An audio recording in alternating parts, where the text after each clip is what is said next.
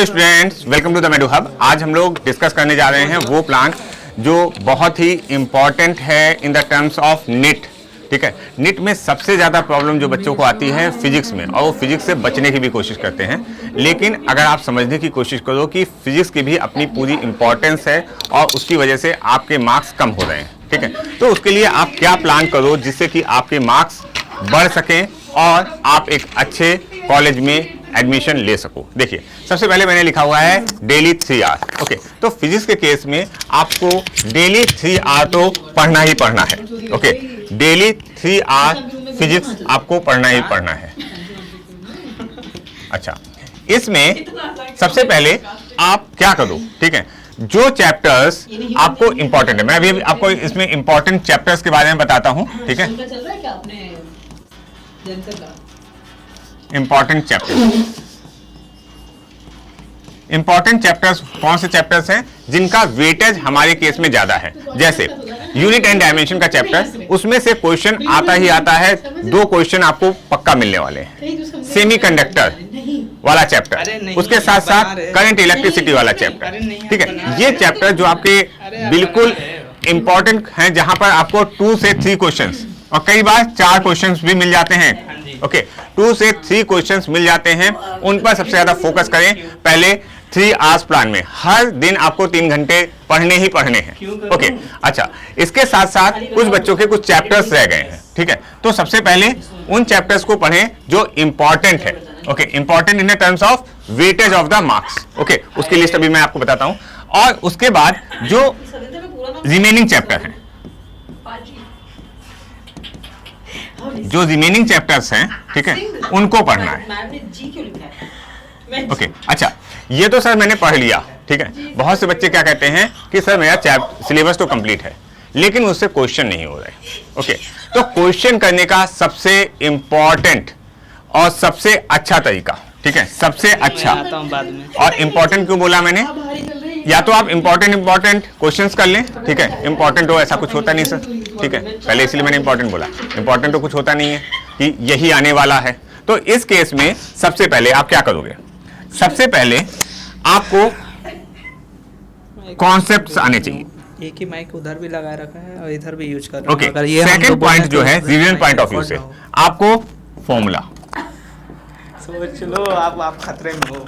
Formula हर chapter के अच्छे से आने चाहिए, चाहे वो चैप्टर यहां पर आ रहा हो इस कैटेगरी में, मतलब हाई वेटेज वाली कैटेगरी में या लो वेटेज वाली कैटेगरी में। ये फॉर्मूला बहुत ही इंपॉर्टेंट होते हैं। क्यों? क्योंकि बहुत सारे क्वेश्चंस आपके केस में कैसे आएंगे, फॉर्मूला बेस्ड क्वेश्चन। ओके, और वहां पर केवल और केवल अगर आपको फॉर्मूला आता है तो आप क्या कर पाओगे, उस क्वेश्चन को टैकल कर पाओगे। अच्छा, अब इस रिवीजन प्लान में और क्या करना है, most important in this revision plan.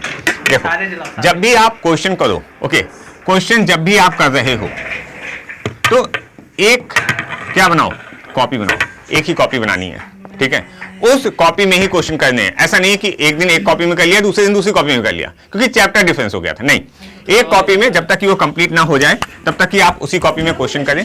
और क्वेश्चन करने के साथ साथ जो भी क्वेश्चन आप कर रहे हो, मान लो आपने ये क्वेश्चन सॉल्व किया और आपको जब लास्ट में आपने आंसर चेक किया जाके, तो उस केस में आपने पाया कि आपका ये आंसर गलत था, तो आप सिंपली वहां पर क्रॉस बनाओ और जो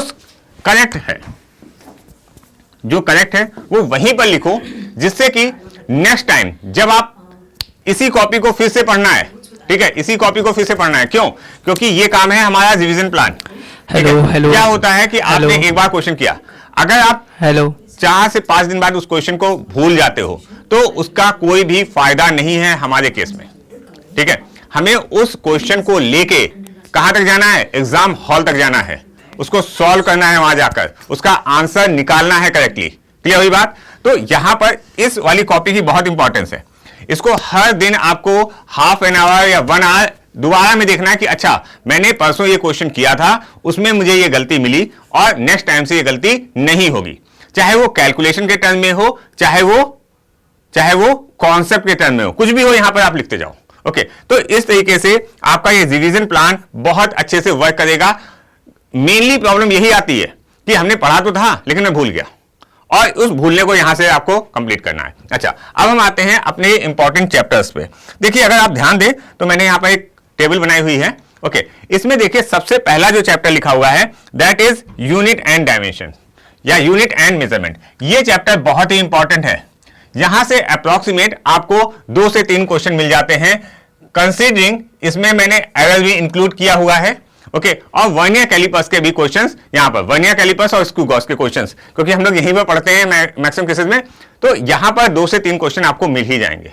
ओके, ये सीक्वेंस है, ये सीक्वेंस इसलिए लिखा हुआ है। देखिए, यूनिट एंड मेजरमेंट के बाद काइनेमेटिक्स। काइनेमेटिक्स एक बहुत ही बेसिक, ठीक है, यहां पुली के क्वेश्चंस आ सकते हैं। काइनेमेटिक्स एक बहुत बड़ा टॉपिक है, प्रोजेक्टाइल मोशन है, बहुत सी चीजें हैं। लेकिन ये चैप्टर क्यों रखा गया?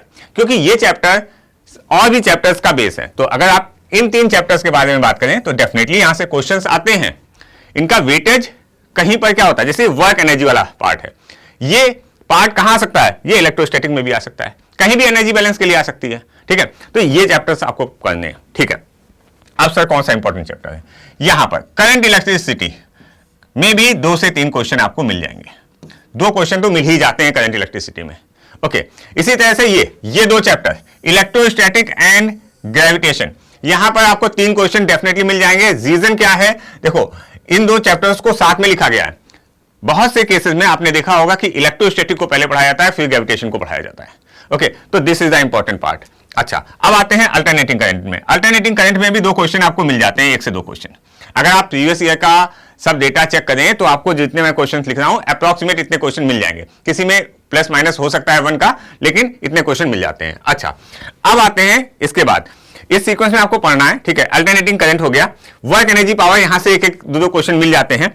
उसके बाद सबसे ज्यादा क्वेश्चन यहां पर मिलते हैं सेमीकंडक्टर वाले केस में, 2 से 3 क्वेश्चन। एक क्वेश्चन तो आपका सेमीकंडक्टर का हो गया और एक लॉजिक गेट का क्वेश्चन हो गया। 2 क्वेश्चन तो ये पक्के होते हैं यहां पर। लॉजिक गेट का क्वेश्चन एक अप्रोक्सीमेट आता ही आता है किसी ना किसी फॉर्म में। ओके, तो 2 क्वेश्चन हो गए और एक क्वेश्चन प्लस या माइनस में आप कर सकते हो, मतलब 3 क्वेश्चन मैंने यहां लिखा। हाँ, एटम्स एंड न्यूक्लियाई। देखो, एटम्स और न्यूक्लियाई, पहले एटम्स और न्यूक्लियाई में बहुत कुछ होता था। ठीक है, लेकिन अब क्या हुआ, जब आपने सिलेबस कट कर दिया तो ये चैप्टर बहुत छोटा हो गया है। ठीक है, तो यहां पर भी 2 क्वेश्चंस मिल जाते हैं। ओके, तो और कहां पर सर? अब देखो, ये तो आपके मेन हो गए। इसके बाद काइनेमेटिक्स है। काइनेमेटिक्स में कौन सा part? Projectile motion and circular motion. CM में लिख रहा हूं, सर्कुलर मोशन वाले क्वेश्चंस। ओके, ये क्वेश्चंस आपके केस में आने चाहिए। Laws of motion, laws of motion में क्या आता है?